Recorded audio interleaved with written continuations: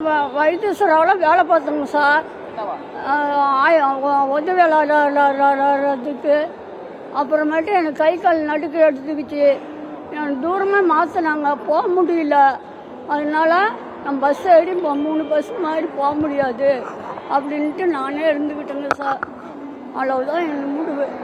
அதனால உடனெல்லாம் சரியில்லை. பணம்லாம் ஒரு பைசா வரலைங்க. 38 வருஷம் சர்வீஸுங்க சார். ஒரு பைசா வரல. சம்பளத்தோடு சரி. சாப்பாட்டுக்கு எதுவுமே கிடையாதுங்க. எங்கள் மகன் ஒருத்தன் வேலைக்கு போகிறாங்க, லாரிக்கு போகிறான். அவன் ஒருத்தன் இவன் தான் சின்னவன். இவனுக்கு கல்யாணம் ஆகலை.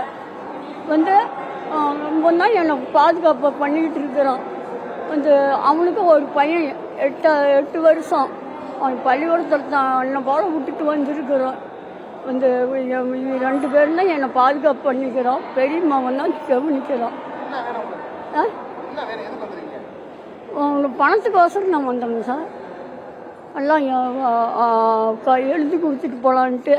இன்னைக்கு காருக்கு 2000 ரூபா எல்லாம் காதல் இந்த தோடெல்லாம் வச்சு எல்லாம் பண்ணிக்கிட்டோங்க. எனக்கு காதல் தோடு கூட இல்லைங்க சார். நீங்கள் தயவு செஞ்சு எனக்கு வாங்கி கொடுங்க.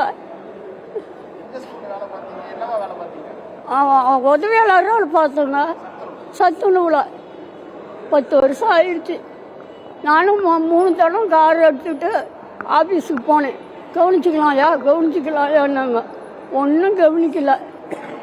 அதோட சரிங்க சார், நான் போக முடியல. திருப்பி காருக்கு 1000 ரூபா கொடுத்துட்டு மாத்திரை மருந்து சாப்பிட்டுட்டு இருக்கிறேங்க சார். என் மாமன் பெரிய மாமன் தான் செலவு பண்ணுறோம். செய்திகளை உடனுக்குடனும் துல்லியமாகவும் தெரிந்து கொள்ள சப்ஸ்கிரைப் பண்ணுங்க.